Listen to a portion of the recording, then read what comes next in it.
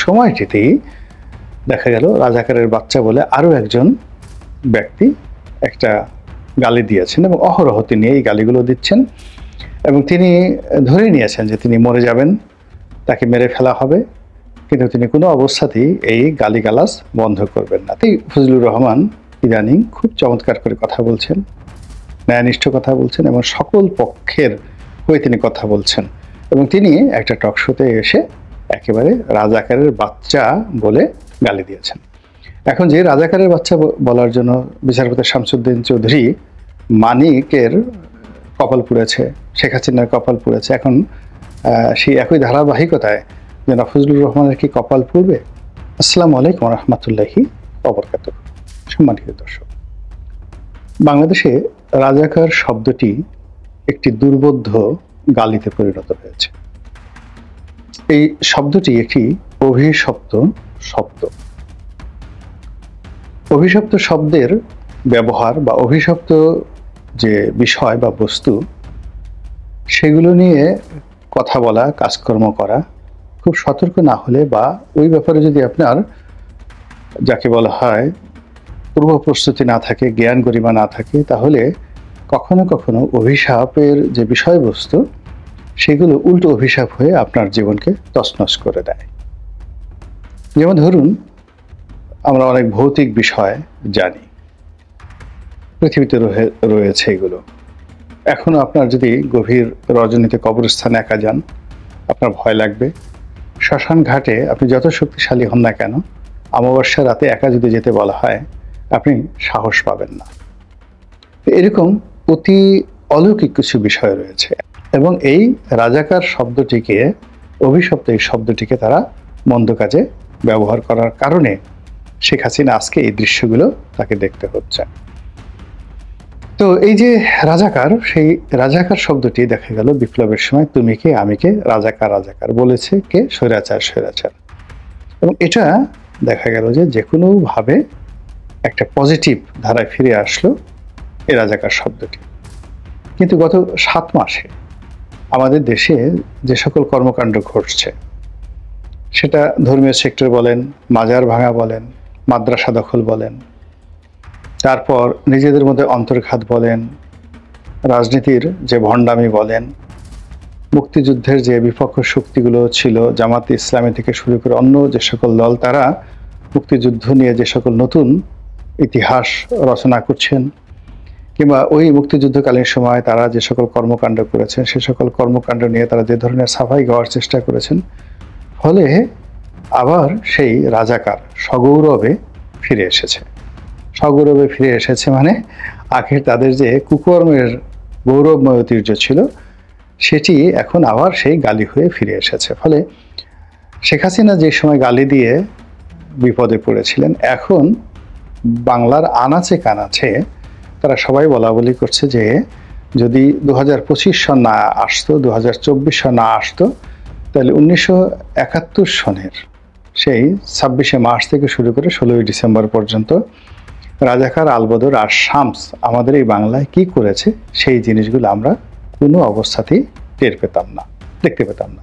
এখন আমরা জীবন্ত রাজাকারকে দেখতে পাচ্ছি, আলবদরকে দেখতে পাচ্ছি, আর শামসকে দেখতে পাচ্ছি। এবং এটা রূপক অর্থে, এবং এটা যেহেতু আগেকার যে রাজাকার, আলবদর, আর শামস, তারা তো জীবিত নাই, কেউ মারা গিয়েছেন। 2-1 যদি বেঁচে থাকেন, একেবারে যাকে বলা হয় বয়োবৃদ্ধ, অনুল্লেখ্য, ওইরকম কেউ নেই। কারা আছেন?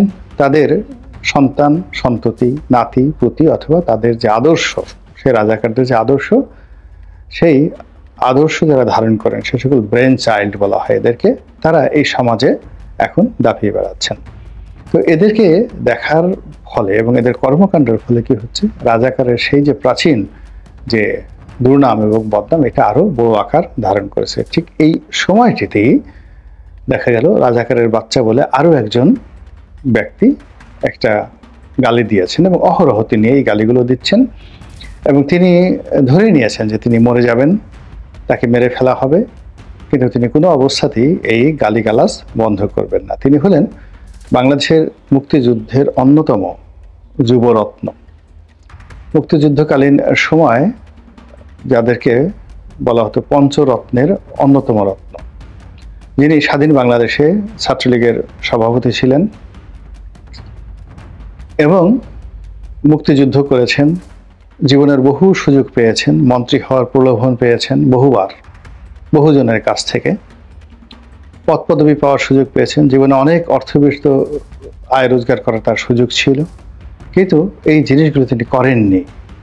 ঘুষ খাননি, দুর্নীতি করেননি, মাথা বিক্রি করেননি, তেলবাজি করেননি, দালালি করেননি। যতটুকু ন্যায়ের পথে থেকে রাজনীতির জন্য যতটুকু প্রয়োজন সেই জিনিসগুলো তিনি করেছেন। সময়ের প্রয়োজনে দল পরিবর্তন করেছেন, আওয়ামী লীগ থেকে গিয়ে বাকশালে এসেছেন, বাকশাল থেকে গিয়ে আবার আওয়ামী লীগে এসেছেন। রাজ্জাক ভাই যখন আলাদা হয়ে গেল বাকশাল, তিনি সেখানে এসেছিলেন। আবার রাজ্জাক ভাই যখন আওয়ামী লীগের সঙ্গে মিশে গেল, তিনি তখন রাজ্জাক ভাইয়ের সঙ্গে আবার আওয়ামী লীগে ফিরে এলেন, আবার মন্ত্রী হলেন, এমপি হলেন। তারপর তিনি এখন বিএনপি রাজনীতি করেন।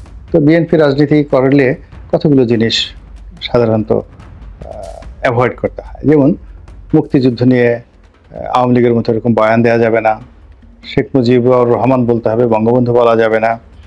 ইতিহাসে আওয়ামী লীগের যে গৌরবময় অধ্যায়গুলো রয়েছে সেই অধ্যায়গুলো নিয়ে খুব হইহুল্লোড় করা যাবে না। আর একসময় আপনি আওয়ামী লীগ ছিলেন এই জিনিসটা ভুলে যেতে হবে। এই বিষয়গুলো জনাব ফজলুর রহমান সাহেব মানতে চান না। তিনি এখন জীবন সায়াহ্নে, তার বয়স প্রায় ৭৮ বছর হয়ে গেছে। ছেলে মেয়েরা সবাই অত্যন্ত মেধাবী, দেশের বাইরে ভালো ভালো পদ পদবিতে চাকরি করেন। তিনি এবং তার স্ত্রী দুজন সারাদিন একত্রে ঘুরে বেড়ান।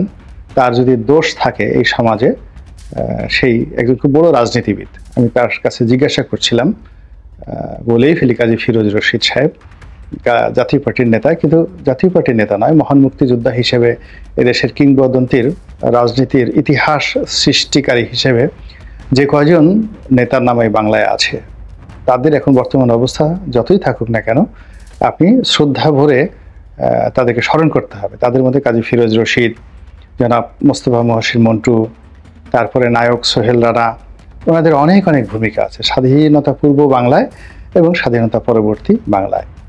আজকে আমরা এই নায়ক সোহেল রানাকে শুধুমাত্র সোহেল রানা হিসেবে জানি, কিন্তু তিনি অনেক বড় মাপের একজন রাজনৈতিক নেতা ছিলেন। এবং অবাক করার ব্যাপার হলো, আমরা রাষ্ট্রপতি আব্দুল হামিদ সাহেবকে রাষ্ট্রপতি হিসেবে জানি। সোহেল রানা সাহেব যখন জহুরুল হলের ভিপি অথবা জিএস ছিলেন, তখন সেই আব্দুল হামিদ সাহেব তার একজন সাধারণ কর্মী ছিলেন।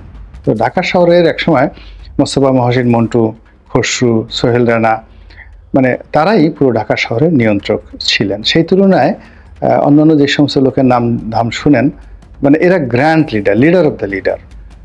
এর পরবর্তী প্রজন্মে একজন মানুষ মাত্র এরকম গ্র্যান্ড লিডার হতে পেরেছিলেন, সেটা রাজনৈতিকভাবে নয়। সোহেল রানারা হলেন সোহেল রানা, তারপরে শেষে মোস্তফা মহসিন মন্টু, কাজী ফিরোজ রশিদ, তারা একসাথে অস্ত্র চালাতে পারতেন, মাস্তানিও করতেন, আবার রাজনীতিও করতেন এবং তাদের কোনো বদনাম ছিল না।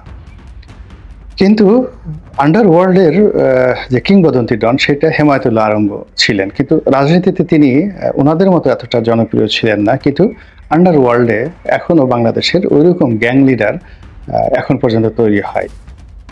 হেমায়েতুল্লাহ আরঙ্গ, সবাই যাকে নেতাদের নেতা তিনি ছিলেন সেই জগতে, সেটা চাকুমহি, মানে যারাই বলেন না কেন সবাই তার কাছে মাথা নোয়াত, অনেকটা দাউদ ইব্রাহিমের মতো। তো কাজী ফিরোজ রশিদ রাজনৈতিক জীবনে মন্ত্রী হয়েছেন, এমপি হয়েছেন, তারপরে ভিপি হয়েছেন, জিএস হয়েছেন, সব কিছু। তিনি যে বলছিলেন ফজলুর রহমান সম্পর্কে, আমি বললাম যে ফজলুর ভাই কেমন মানুষ? তিনি বললেন যে ও সব ভালো, যদি মন্দ কিছু ধরো, ও সারাক্ষণ সব জায়গায় শুধু ওর স্ত্রীকে নিয়ে ঘোরাফেরা করে, কোর্টে দুজনে একসাথে যায়, একসাথে খায়, টকশোতে একসাথে যায়, একসাথে খায়, এটা শুধু যদি তুমি ত্রুটি ধরো, এছাড়া ওর জীবন অন্য কোনো ত্রুটি নেই। আপনি বুঝতে পারেন যে একটা মানুষ কতটা সহজ সরল এবং স্বাভাবিক, যে জীবনের এই জায়গাতে এসে তার স্ত্রী তার জীবন সঙ্গী। যাই হোক, এখন সেই ফজলুর রহমান ইদানিং খুব চমৎকার করে কথা বলছেন, ন্যায়নিষ্ঠ কথা বলছেন এবং সকল পক্ষের হয়ে তিনি কথা বলছেন। এবং তিনি একটা টকশোতে এসে একেবারে রাজাকারের বাচ্চা বলে গালি দিয়েছেন।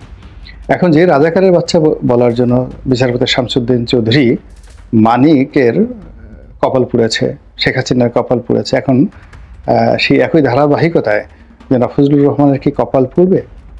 বিভিন্ন জায়গাতে গুজব ছড়িয়ে দেওয়া হচ্ছে, তার প্রতি আক্রমণ করা হবে, তাকে ভয়ভীতি দেখানো হচ্ছে, তার বাসা ঘেরাও করা হচ্ছে। আমার কাছে ব্যক্তিগতভাবে মনে হচ্ছে সেই দিন আর এই দিন নয়। এখন বাংলাদেশে সেই জুলাই আগস্টের সেই প্রেক্ষাপট নেই।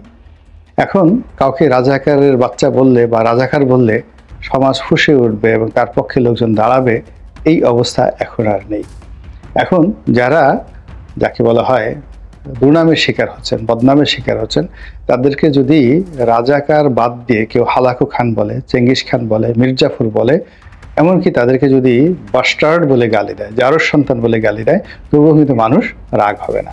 কাজে ফজলুর রহমান সাহেবের আমার কাছে মনে হচ্ছে না যে তার যারা বিরুদ্ধবাদী তারা তার বিরুদ্ধে খুব বেশি সুবিধা করতে পারবে। আল্লাহ আমাদের সবাইকে হেদায়েত দান করুন এবং হেফাজত করুন। আসসালামু আলাইকুম ওয়া রাহমাতুল্লাহি ওয়া বারাকাতুহু।